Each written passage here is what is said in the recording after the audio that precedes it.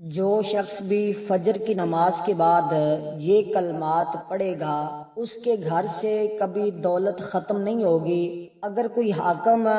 کوئی بادشاہ، کوئی اعلیٰ عہدے والا شخص اس اسم پاک کی ہمیشہ کے لیے کثرت کرتا رہے گا، پڑھتا رہے گا، وہ جس عہدے پر ہے، جس مسند پر ہے، اسی پر برقرار رہے گا۔ نیچے اس کو عہدہ نہیں ملے گا، بلکہ ہر دن بہ دن وہ ترقی کرتا چلا جائے گا۔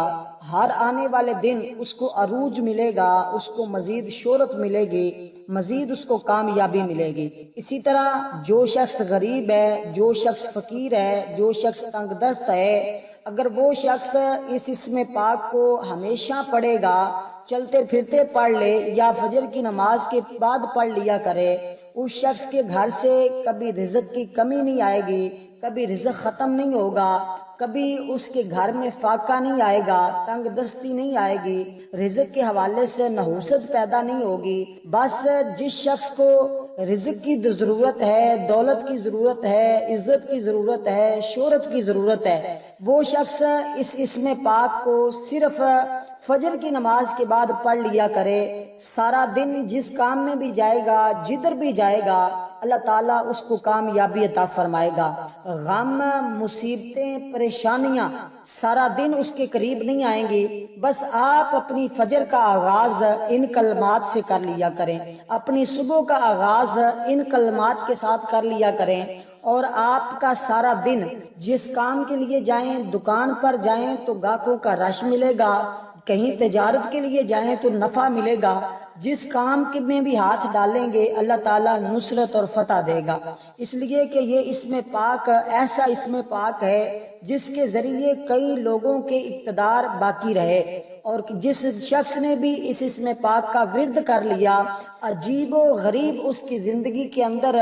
ایسی ایسی چیزیں آئی کہ وہ خود حیران تھا کہ مجھے کہاں کہاں سے مدد مل رہی ہے۔ کون شخص جو پہلے میرے قریب نہیں آنا چاہتا تھا، آج وہ مجھ سے جدا نہیں ہونا چاہتا۔ جو شخص مجھ سے نفرت کرتا تھا، اس کی نفرت محبت میں بدلتی ہوئی خود اس نے اپنی آنکھوں سے دیکھی۔ اسی طرح جس نے بھی یہ اسم پاک پڑھنا ہے، اس شخص کو چاہیے کہ سب سے پہلے حضور علیہ الصلوۃ والسلام کی ذات اقدس پر درود پاک پڑھے۔ یہ ذوالحج کا مہینہ ہے، بڑی برکت والا ہے، بڑی ہی فضیلت والا مہینہ ہے۔ یہ اسلامی مہینے کا، اسلامی سال کا آخری مہینہ ہے۔ آگے نیا سال شروع ہوگا، وہ محرم الحرام کا مہینہ ہے۔ آپ اس عمل کو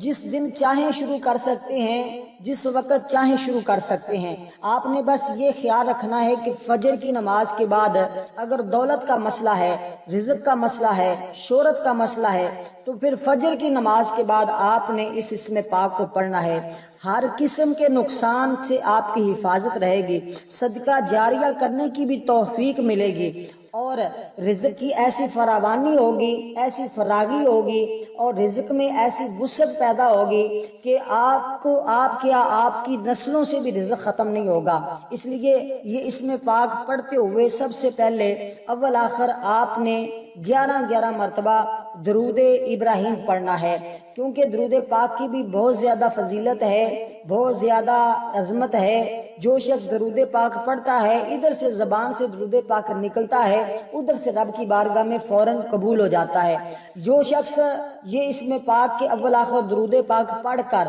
یہ اسم پاک کا ورد کرے گا، طبیعت میں سخاوت پیدا ہوگی، اور ورد کرنے والا سخی بن جاتا ہے، وہ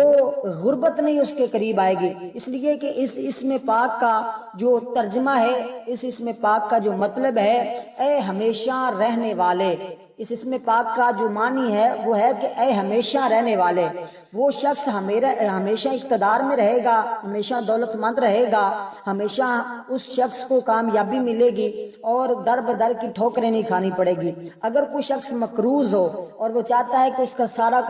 قرضہ اتر جائے، اس شخص کو بھی چاہیے کہ فجر کی نماز کے بعد یہ پڑھے اور پھر اپنے کام میں مصروف ہو جائے۔ سارا دن وہاں سے رزق ملے گا جہاں سے اس کا وہم و گمان بھی نہیں تھا۔ اس کے لیے ایک بات اپنے ذہن میں رکھیے گا، اور اس کو نصیحت بھی سمجھ لیجیے گا کہ آپ اگر اس پر عمل کر لیتے ہیں اور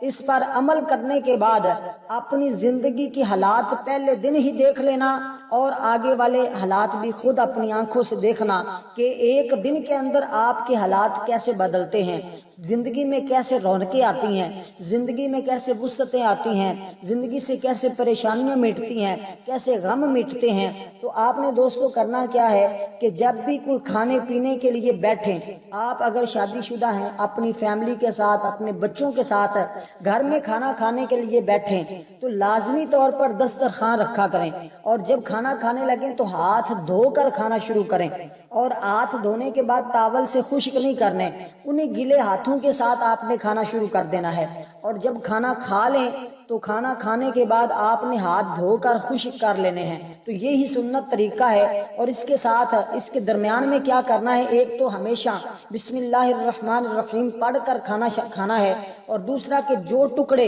یہ اہم بات جو میں آپ کو بتا رہا ہوں اس پر عمل کرنا ضروری ہے، جو دسترخوان پر ٹکڑے گریں، آپ کے بچے گرا دیں، آپ سے کوئی نوالا گر جائے، کوئی چیز ٹکڑے گر جاتے ہیں، اس کے بعد آپ نے وہ کھا لینے ہیں، اور اپنی پلیٹ کو اچھی طرح سے صاف کرنا ہے، اور جو رزق ملے، جو میسر ہو، جو گھر میں ہے، وہ کھانے کے بعد آپ نے الحمدللہ اللہ تعالیٰ کا شکر ادا کرنا ہے کہ باری تعالیٰ تیرا لاکھ شکر ہے، وہ لوگ بھی ہیں جو اس وقت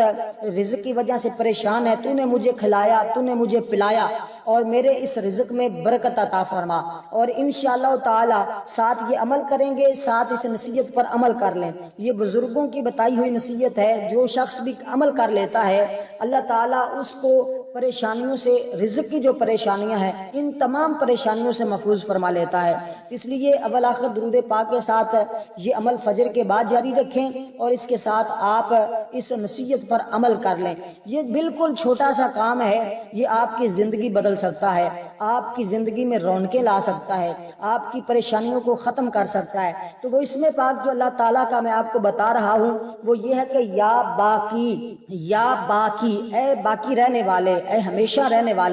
تو آپ کا نام، آپ کی شہرت، دنیا میں آپ کی پہچان اللہ تعالیٰ باقی رکھے گا، مرنے کے بعد بھی لوگ آپ کو یاد کریں گے، کیونکہ اس عمل سے اتنا رزق ملے گا کہ آپ رب کے راستے میں خرچ کریے گا اور اللہ کی مخلوق میں خرچ کریے گا، انشاءاللہ اس سے آپ کے گھر میں رونقیں آئیں گی، اور آپ کو شہرت ملے گی، عزت ملے گی، مقام ملے گا، مرتبہ ملے گا، سب کچھ جس چیز کی تمنا کرو گے، جس چیز کی خواہش کرو گے، وہی رب آپ کو عطا فرمائے گا۔ والسلام ورحمۃ اللہ وبرکاتہ۔